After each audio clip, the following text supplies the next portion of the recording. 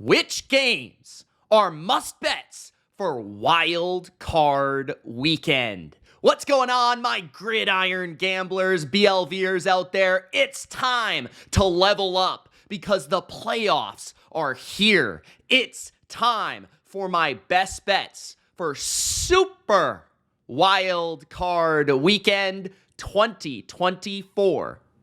And no one does it quite like the bottom line view because I'm going to give you one best bet, spread or total, for each wild card game. That's right.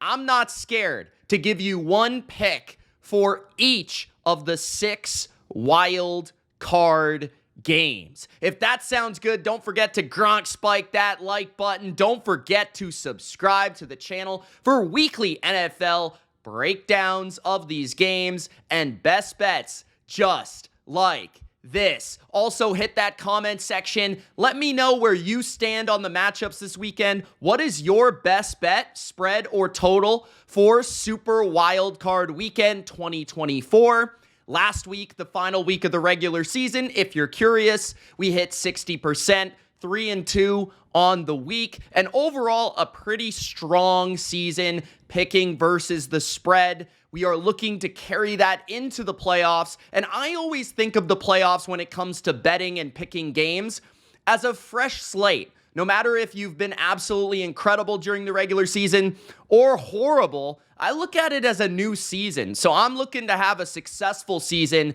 this postseason. Join me or fade me, whatever you want to do. But we're going to give you some best bets. That's what I know I'm going to do.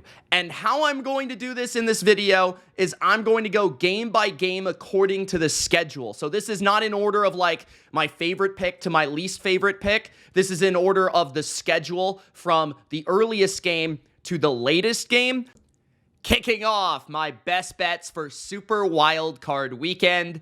The first matchup, the Texans hosting the Cleveland Browns and Joe Flacco.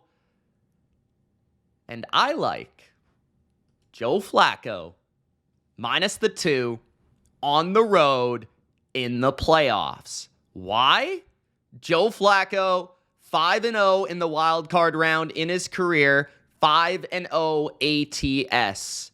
And I don't think it will be any different this week against the young Houston Texans team led by one of my favorites, CJ Stroud. But I do believe that CJ Stroud will struggle in this matchup against the NFL's best defense, and specifically a defense that plays to the weakness of the Texans, which is their receivers' ability to separate.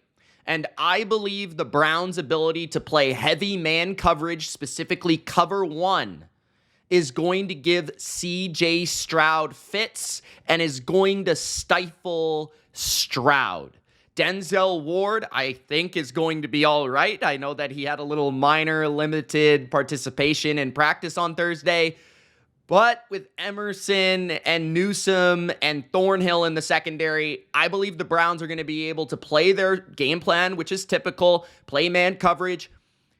Ward will specifically likely play a lot of Nico Collins, and I believe they're going to be able to create a lot of tough throws on CJ Stroud and be able to get pressure on CJ Stroud with their really awesome front 4 and Jim Schwartz's ability to create and scheme pressure uniquely.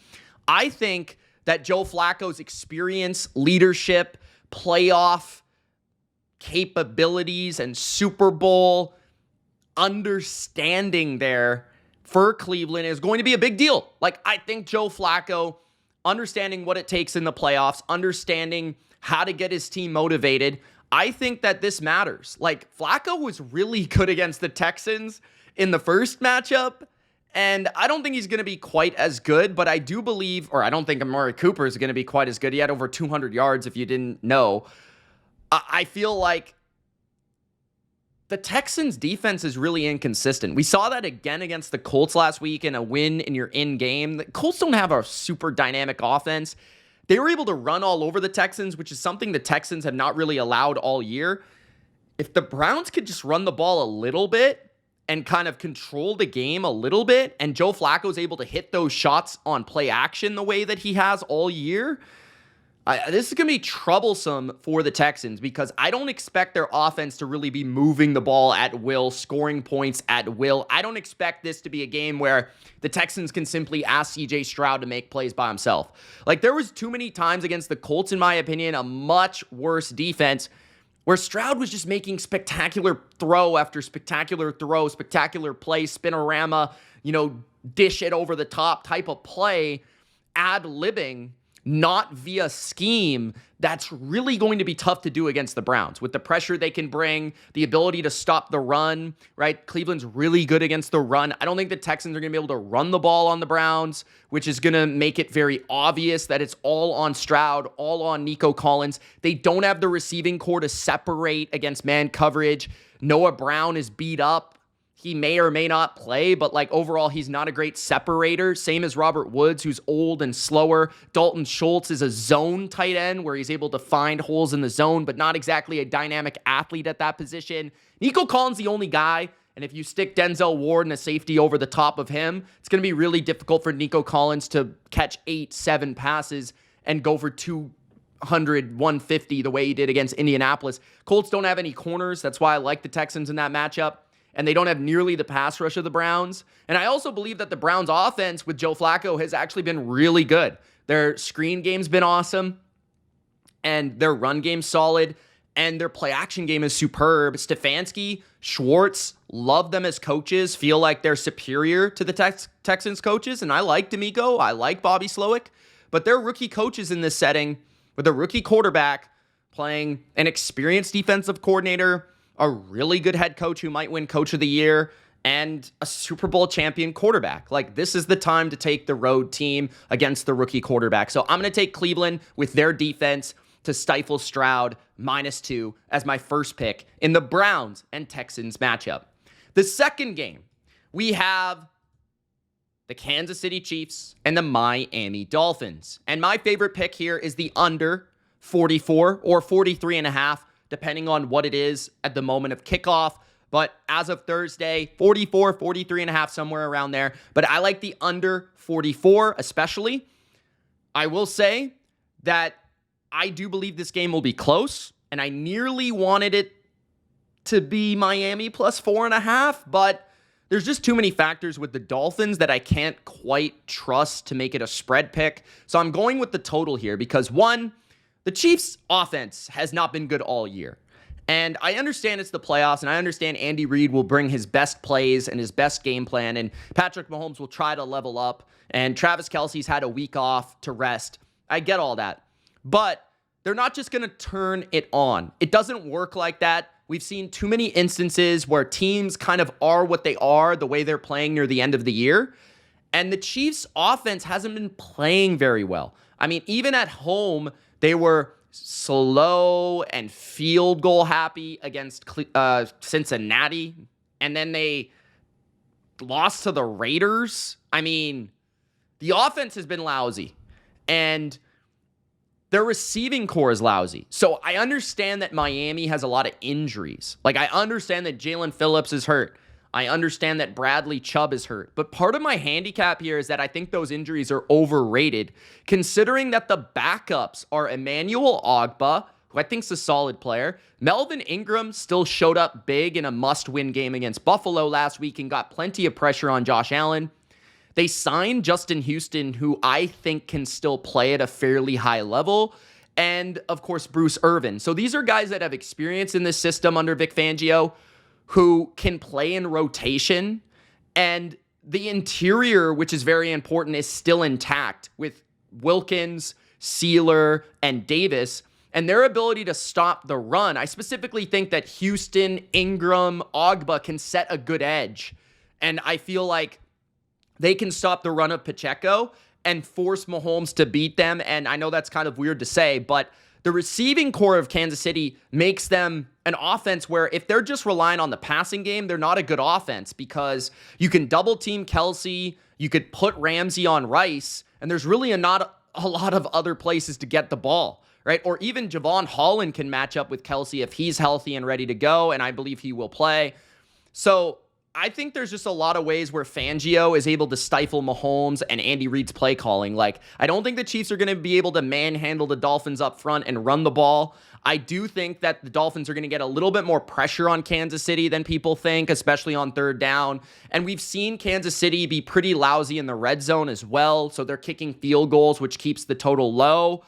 I also think that this kind of becomes a little bit of a ball possession game when it's so cold outside, and that's part of the handicap as well. It's super cold. I don't think the wind is going to be like outrageous or anything, but if there is any sort of wind, that obviously impacts deep passing and allows defenses kind of play closer to the line of scrimmage and take away the short passing game of each team. And then on the other side of the ball, when it comes to Kansas City and Miami, like, I think they're just not going to be used to the cold. Like, I think Tua is really going to be troublesome in this game for Miami, which is another reason I wasn't really willing to go to the window, per se, with Miami plus 4.5, because Tua is just never been in the cold in his life. Like, he played at Alabama in the South. He played in Hawaii as a young kid and growing up. He plays in Miami. Like, he's never experienced the cold. And trust me, as someone from Canada, it's different. On top of that, you've got fast team, fast receivers, outdoors in the cold. It's just not like a good situation for Tyreek Hill, Jalen Waddle. And then you've got a perfect secondary to cover those players with L'Jarius Sneed and Trent McDuffie, arguably the best man-to-man covered duo in football that can actually go one-on-one with Waddle and Hill a little bit. Spagnuolo's a really good coordinator, won't be totally outcoached by McDaniel, and I do think they'll have some answers to shoot those outside runs of Miami. So I do feel like this game is going to be kind of slow, kind of low scoring, and it does feel like a 20-17, 21-17. Maybe Kansas City covers and they win like 23-16. But this certainly feels like an under 44 to me. I don't see how these teams get to 27, 24, that sort of range of score, considering the weather, the state of mind in those type of games where everyone's just a little like slow. And I would say that overall, Kansas City and Miami have shown in the first matchup that they're willing to play a defensive game in this matchup. So I'm going to go under 44 as my best bet in this second wild card game. Third best bet for Super Wild Card Weekend. The third game is the Pittsburgh Steelers and the Buffalo Bills. And my favorite look for this game, the last best bet that I did add for this video. So it's probably the least confident I am in any of these picks, but sometimes that means more likely to be right sometimes. So who knows? But the Pittsburgh Steelers and the Buffalo Bills going under 35.5. And I will say the reason it was the last to be added is the dimension of the weather. And this is where you need to be very savvy and aware as a bettor. Like, this handicap could be completely correct 100% and you won't even have to sweat it. Or the projection of the weather could be very off, and that's where you have to pay attention. So the reason I like under 35.5 is the projection for the wind is expected to be like really, really, really bad. And if anyone knows anything about weather and football, the higher the wind goes, the way less points are scored in a football game, because wind directly impacts the football being thrown and allows defenses to play a different style. It allows you to basically stop the run all game and not even be scared of a deep pass. And you could play man coverage and you could just say, hey, go for it. If you want to throw it over our heads, you won't be able to complete it because the ball's going to go everywhere and it might even get intercepted. So on top of that, kicking is a big thing. Like, you can barely punt it. It's going to like backspin. You can barely kick a field goal. So the range of field goals is way off. And everyone just becomes conservative. So the wind here is actually projected to be as bad as the 2021 Patriot-Bills game. Remember that game where the Patriots didn't even throw a pass and they beat the Bills? Remember that game? Now, there's also the added element of the snow that could be involved here as well. So I think the Bills will win, and I think the Bills are more likely to get to like 20 points than Pittsburgh here by a long shot. But I simply do not see how the Steelers move the ball like at all in almost any setting. Like, I think the Bills defense is playing really good football right now. They're specifically really good against the run right up the middle where Daquan Jones exists. And I don't see the Steelers being able to just manhandle the Bills up front and run the ball all over them, which is what they've been doing to a lot of other teams on this stretch to get to the playoffs. They've also just been throwing miracle deep passes to George Pickens and Deontay Johnson, which if there is wind, it's more likely to become like, okay, we've got to throw screens. We've got to throw precision underneath passes. We've got to throw like little dump offs and things like that to our running backs. And that's just not what the Steelers have been doing with Mason Rudolph. It's been a lot of like run game, some downfield shots, and then the odd check down. But like the Steelers just don't have a very coordinated and sophisticated passing game. And I don't see them being able to throw the ball super effectively against Sean McDermott's defense that's very well schooled and prepared and understands these games and has been in many of them. On top of that, you've got the Bills offense that, okay, I mean, like the biggest threat for points in this game is Josh Allen's arm, right? And if the Steelers' main weakness being their pass defense and being the ability to like defend downfield, middle of the field passes, if that's kind of taken away, then the points are just going to be lower. So I feel like Josh Allen, yeah, he's going to make some plays running around, and even if it's snowing or windy, he's going to make a few throws, and I think they're going to be able to more likely like dink and dunk down the field. But the Steelers are also really good in the red zone, and even without TJ Watt, I think they'll find ways to blitz Allen, which will get them some pressure. So I feel like the Bills relying on a run game is kind of what you want them to do, and it keeps the score low. It gets the clock running. Both teams having to run the ball in super windy conditions makes the score low, keeps the clock running. So this just feels like a game where the Bills are going to win like 17-6.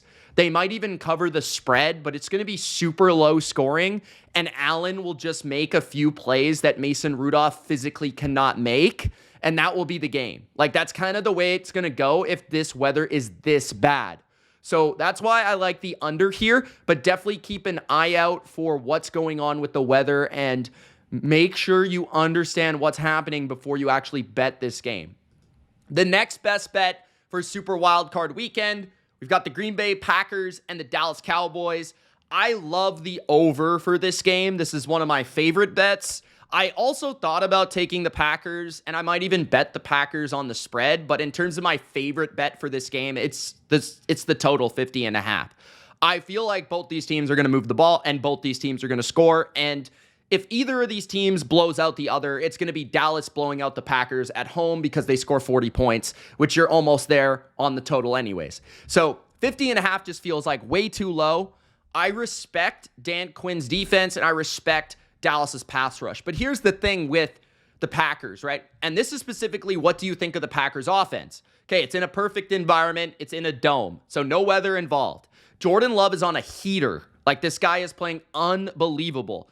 And the full receiving core could be back, right? Christian Watson could be healthy or like at least on the field and playing. Aaron Jones is healthy. Musgrave is playing. And then all the other players from Reed to Wicks to Dobbs should be in action for the Packers. So they have their running game with Aaron Jones, who's been looking phenomenal as of late.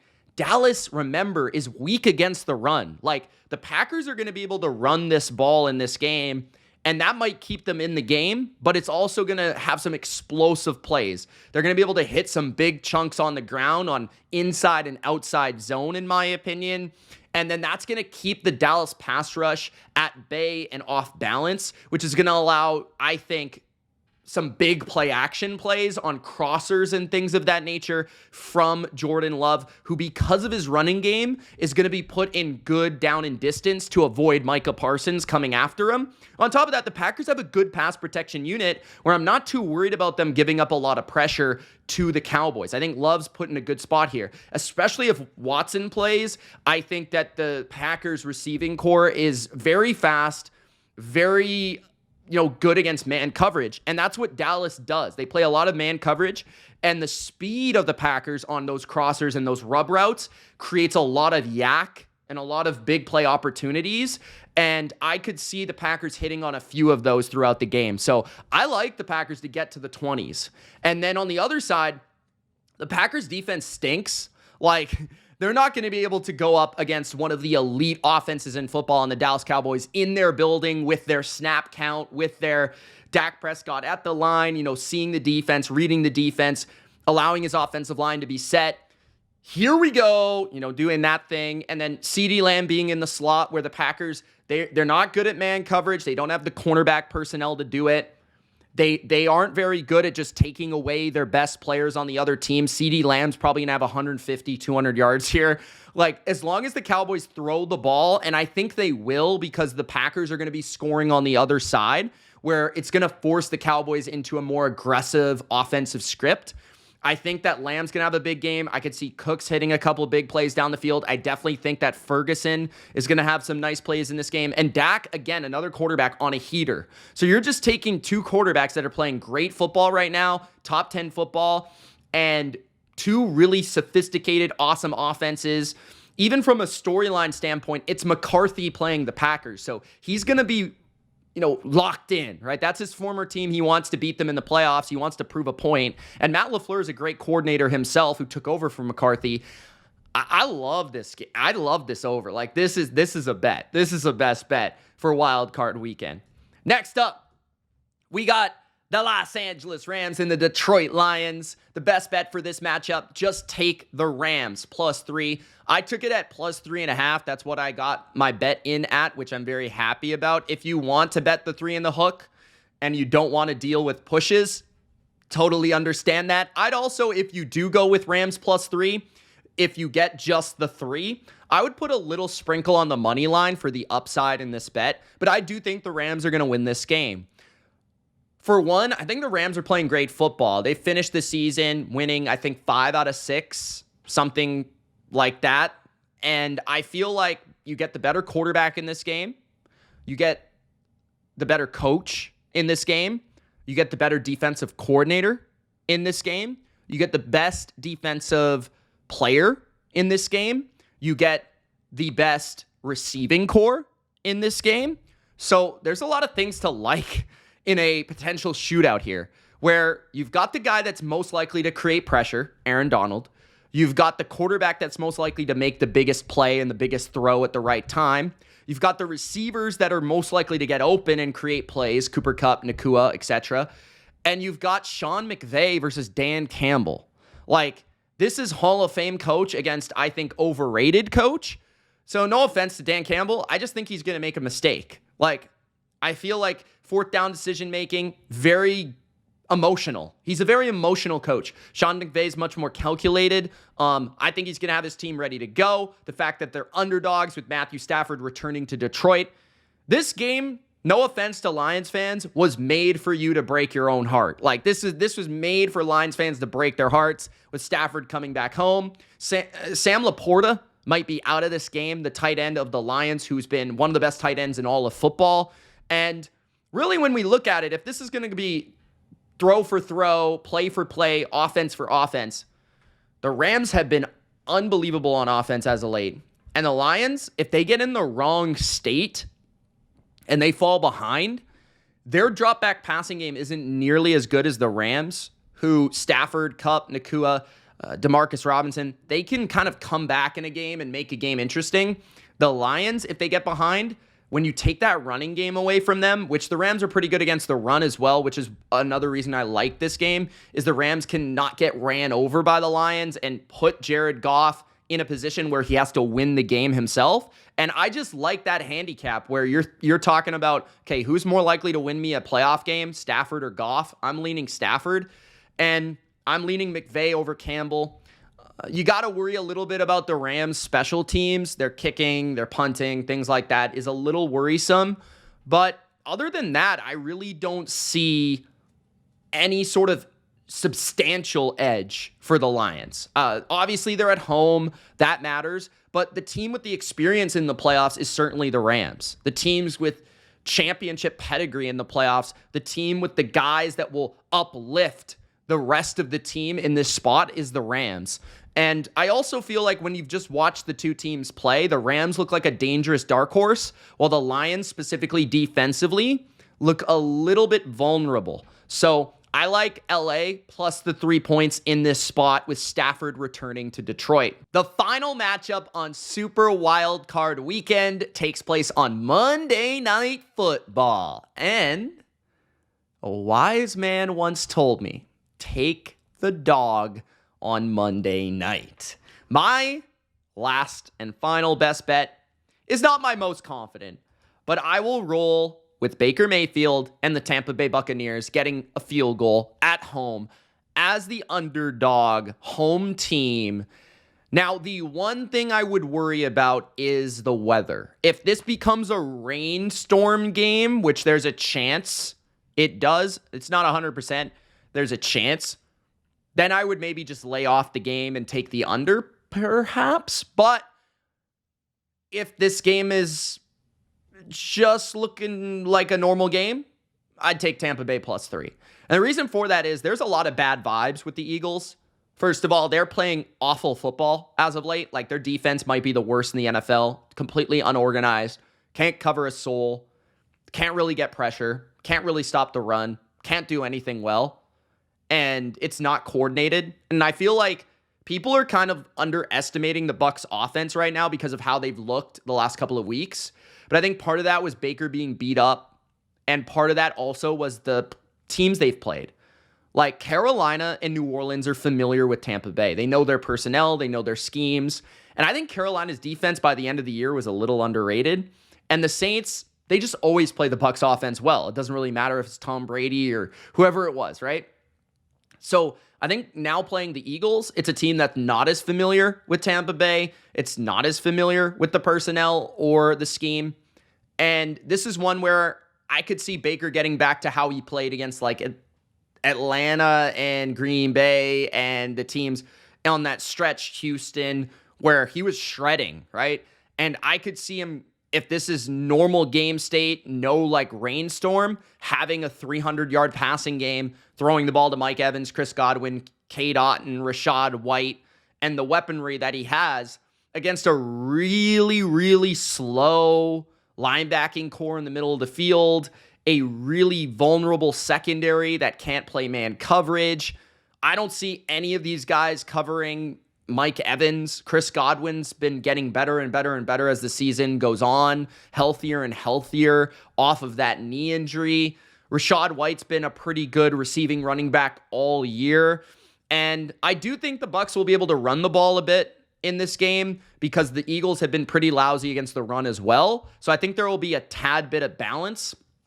I also think Baker as an underdog is just always a good play. Like, there's something about it where he just gets up for these games as an underdog, and just generally in life when people count him out, like when people didn't think he was going to get to the playoffs this year with the Bucs, he proves them wrong. So I do feel like that's a good spot to take them. This is a Bucs team that has played the Eagles before, specifically their offense.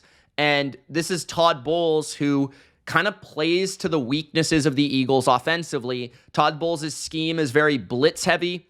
It loves to play a lot of players in the box and stop the run with a lot of big people. And I don't think the Eagles are going to be able to push the Bucs around in the running game. I think the Bucs will have answers there. And then on top of that, they've got very fast linebackers to get to the edge for Jalen Hurts' running game.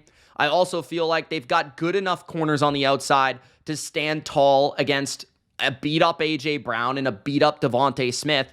So the Eagles are not 100% offensively. Jalen Hurts is injured. Devontae Smith is injured. A.J. Brown is not even practicing. So even if these guys go, they're not going to be 100%, which is really going to hinder their explosiveness offensively, which is how they've been winning games as of late, which are not common. They haven't won a lot of games as of late. And if they're not getting the 100% out of their best players on offense, their defense has already proven they're not very good. And I think the Bucs can look good against their bad defense. And the Bucs defense will come to play because they'll blitz Hurts, which is something they've struggled with, and they'll stop the run, which is what you need to be able to do against Philadelphia. Big Vita Vea and Levante David will have something to say. On top of that, this is just a great spot for a dog. Like, this is not a young team. This is an experienced championship pedigree team in Tampa Bay that won a Super Bowl a couple years ago. They've got plenty of players with playoff experience and Super Bowl experience, and that crowd's going to be fired up. So I like Tampa Bay in this spot. They've been playing better football overall, winning more gritty games, and the Eagles just feel like their vibe is off and they no longer want to be playing this year. Like, there's something wrong with that team, and I'm going to lean into that and make the Bucs +3 my final best bet of Super Wildcard Weekend.